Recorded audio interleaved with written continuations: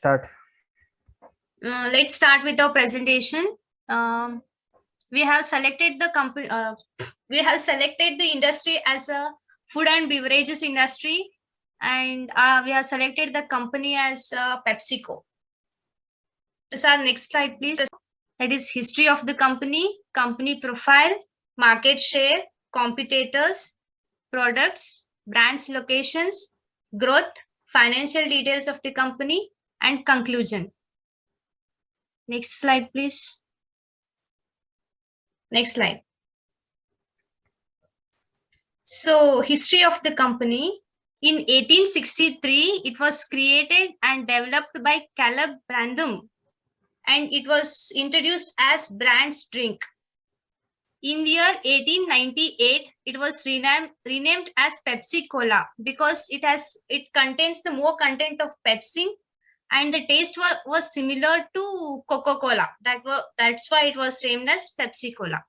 In 1961, it shortened its name to Pepsi, and then it merged with a Frito-Lay in the year 1965, and it was named as a PepsiCo. And in the year 1997, it was owned major subsidiaries like Pizza Hut. Next slide. So here is the company profile. It was founded in the year 1920, that is on 28th August, New Bern in North Carolina, US. It is headquartered in Harrison, New York, United States. The CEO of the company is Ramon Laguarta. CEO of the company is Ramon Laguarta, and it serves worldwide.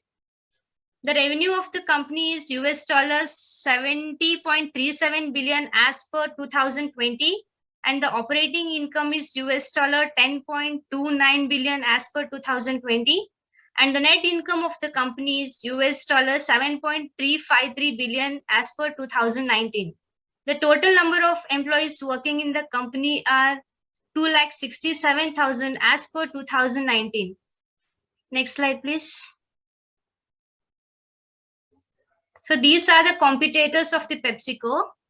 In beverages, the competitors are Coca-Cola, Red Bull, Dabur Real Juice. And in snacks, the competitors are Mondelez, General Mills, Kellogg's, P&G, Hindustan Unilever Limited, and Conagra. In indirect competitors of Pepsi are Nestle and Lipton. Next slide. So, ಈ market share net ಕಾಣಿಸ್ವಲ್ತಲೆ ಈಗ send ಮಾಡಿದ last ಪಿಕ್ ಇದೆ ಅದು okay ಇರ್ಲಿ ಬಿಡಿ the global market share of the company is 49.9% is owned by the Coca-Cola, and 19.9% is owned by the PepsiCo, and rest are owned by others. Next slide.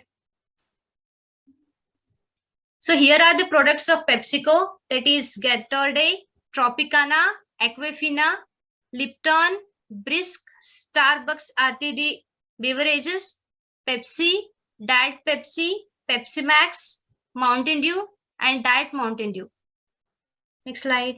Mirinda, Soda Stream, Ceramist, Lay's, Walkers, Ruffles, Quaker, and Tostitos. Next slide, please. Okay.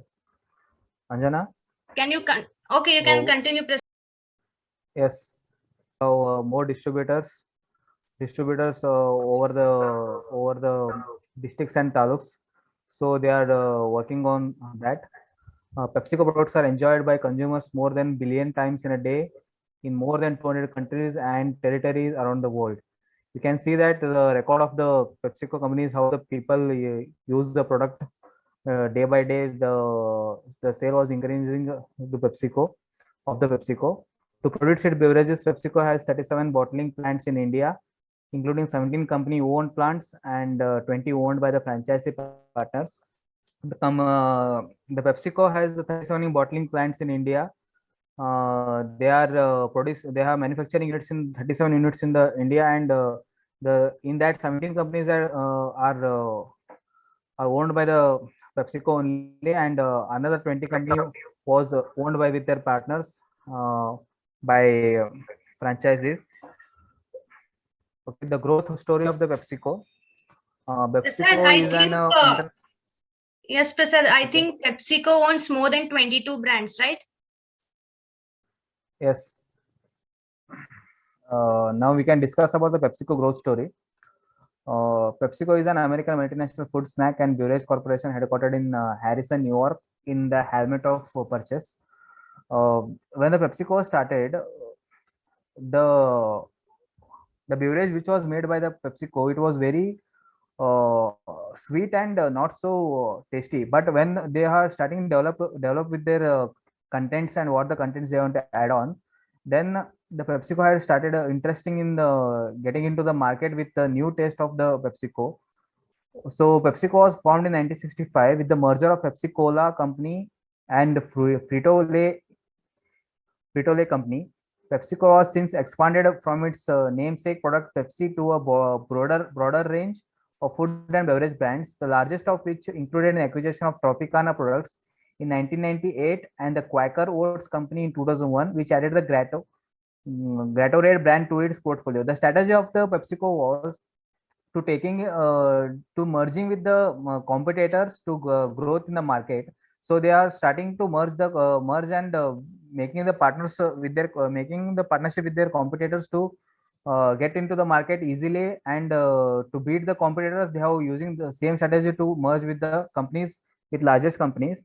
As of January 26 2012, uh, 2020 of 22 of PepsiCo's brand generated retail sales of more than 1 billion, and the company's products were distributed across more than 200 countries, because because the annual income was growing day by day, so that the net revenue was getting to 43.3 billion.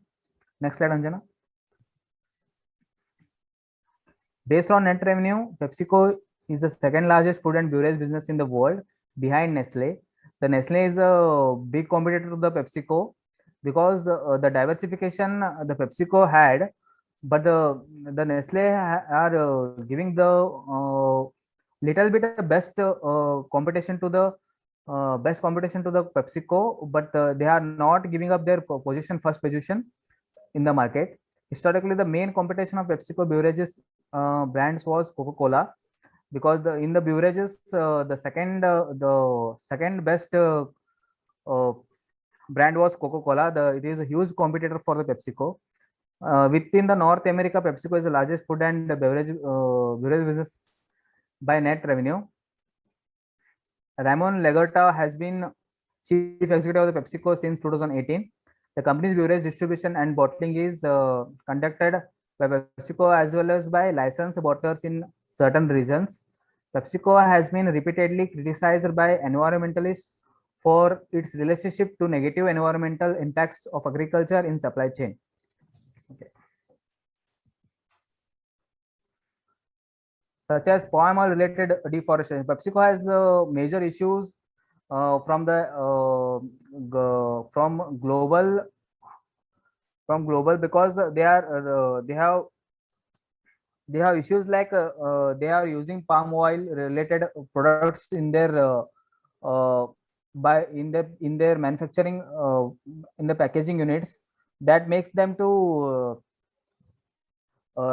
impact on the selling of the product, because the people think over that the PepsiCo is not a good brand to take and drink.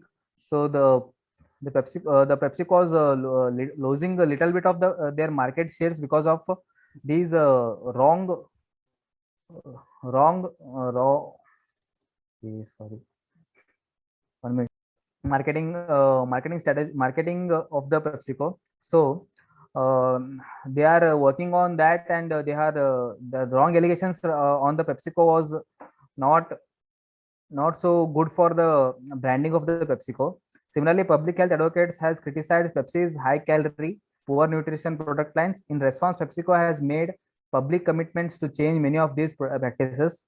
The PepsiCo is changing its contents in the PepsiCo. They are coming with the diet Pepsi drink, that which was used by diet peoples who are thinking about to drink the Pepsi. It was very tasty. I have used it once. Next slide. Anjana, next slide. Is it visible, Prasad? Yes, yes. Now we can check on the financial details, how they grow in the financially from year to year. Now we can see that 2016 the revenue of the PepsiCo was we can see the the quarter growth of the PepsiCo, and to the total growth was 2026. Total revenue of the PepsiCo was 62.8 billion, and in 2017 it was 63.5 billion. And the growth was 1.2%. In 2018 64.7%, and the growth was 1.8%. And 2019 60.6 billion, and the growth percentage was 3%. And 2020 it was 68.7%, and the growth percentage was 3.2%. We can see that it was not in since 5 years, the PepsiCo was not declining in any of their revenue. They are growing day by day. So the PepsiCo's strongest brand, which the people have which people are using through it. So the PepsiCo has unique strategies which makes them to growing up to date. So we can see that the growth of the PepsiCo in year by year. I think the PepsiCo was very near to reach the $100 billion of the revenue in coming up years. So the PepsiCo's target was to make the company to $500 billion in future. So the company is going through it. The goal was set by the PepsiCo to reach the target and make sure the PepsiCo should be a greatest brand in the world. Thank you, Anjana. Thank you, sir.